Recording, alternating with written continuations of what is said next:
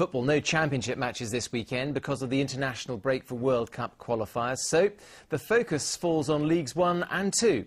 Colchester's new manager is preparing for his first game in charge, while their former boss bids for a third straight league win with Norwich. Jonathan Blake reports. Aidy Boothroyd has promised improvement and stability at Colchester, giving all his players the chance to prove themselves, starting against Southampton tomorrow. And that's including David Perkins, despite his desire to move back to the northwest. Boothroyd's first move was to keep Joe Dunn as part of his backroom staff. He was caretaker boss for Colchester's last 4 games. It's difficult when a manager leaves, you know, particularly to get the respect of a guy that you don't know whether he's going to be the manager or not. But from day one he's been fantastic. He has an opinion, which I really like. I don't like yes men, and I want people like that around me, so he'll be a very close part of my management team. It's 18 months since Norwich last won 3 league games in a row. Tomorrow they can match that achievement with victory over Walsall. And manager Paul Lambert is all too aware of the amount of pressure on his team, given his experience with Colchester on the opening day of the season. Coming to a terrific football stadium and a massive crowd will make them play without fear. Nobody expects them maybe to do something apart from Chris himself, so we will do everything we can to try and win a really difficult game. Fraser Forster, on loan from Newcastle, will continue in goal after making his debut last week at Hartlepool. Finally, after suffering his first league defeat of the season, Steve Tilson hopes his Southend players can secure their first win in the league tonight against Leyton Orient. But Jean-Francois Christophe is suspended after his red card at Swindon last week. Jonathan Blake, Anglia News.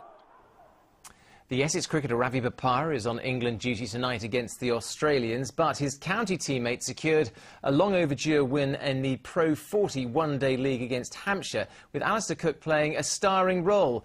Cook and the former England under-19s player Varun Chopra both scored centuries as Essex chased down their victory target of 246 at Chelmsford. Cook was first of the 3 figures before he was out caught and bowled, while Chopra finished unbeaten on 101. They put on 192 for the 3rd wicket, Essex winning by 7 wickets with 7 balls to spare.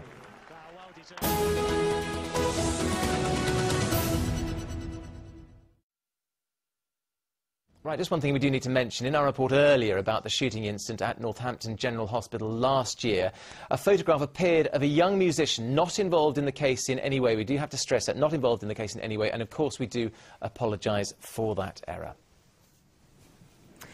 Well, next tonight, it's not exactly what Colchester expected. An unseemly row after the town's teenage carnival queen was stripped of her role, accused of swearing in front of young children. Whatever next, Shani May Allwright, who's 16, has now been replaced as Queen of the Carnival by a former Miss England contestant. Organisers say she acted in a way that wasn't fitting for her position. But her mum denies the accusations and says Shani May is heartbroken at losing her crown. Natalie Gray's been to meet her. When Shani May Allwright was picked to be Colchester's Carnival Queen, it was a dream come true. Here she is in the dress she'd planned to wear at tomorrow's festivities. But the 16-year-old has had her crown taken away for allegedly swearing in front of her young escorts during a photo shoot. She's been replaced by Joanna Pegram, winner of Miss East Anglia and a former contestant for Miss England. Shani May is heartbroken. Well, really disappointed considering the fact that I told my friends, my family, everyone was proud of me, and then I got told 2 days before the carnival that I was dropped. We weren't swearing at all, we wasn't getting angry or nothing. We had children there, so we wouldn't have done anyway. Her mother, Michelle, is a childminder, and she says her daughter would never behave badly in front of young children. I'm really upset. This allegation has made myself and my daughter look really bad in the community. We're not like that at all. A lot of people could vouch for us to say that we're not like that.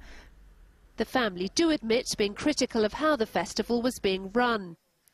Carnival Queen organiser Pam Boone said Shani May had to go.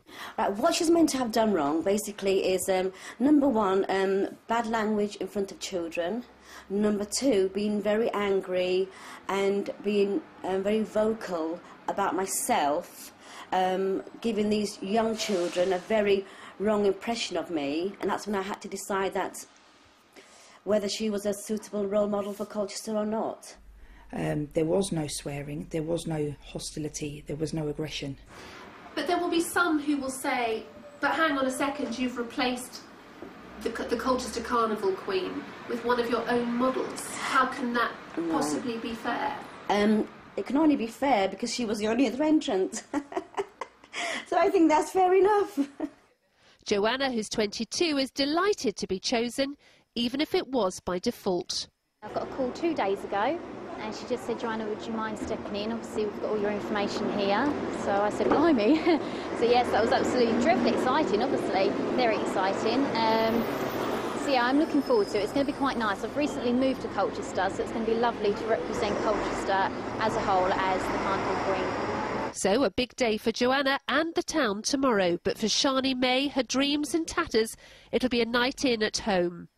So this is the sash and the crown that Joanna and not Shani May will wear tomorrow at the first carnival here for 10 years. Organisers hope that the battle of the beauty queens will stop now so that the real fun can begin. Natalie Gray, Anglia News, Colchester.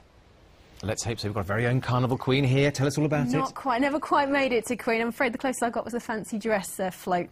I was Queen of Hearts, if that counts. I'm sure that was in Witham beautiful. Carnival, just down the road from Colchester. Well, you can see the carnival processing. It's going to go through the Colchester High Street just after 6 o'clock tomorrow night, which is before the watershed, so I hope it'll be nice and clean.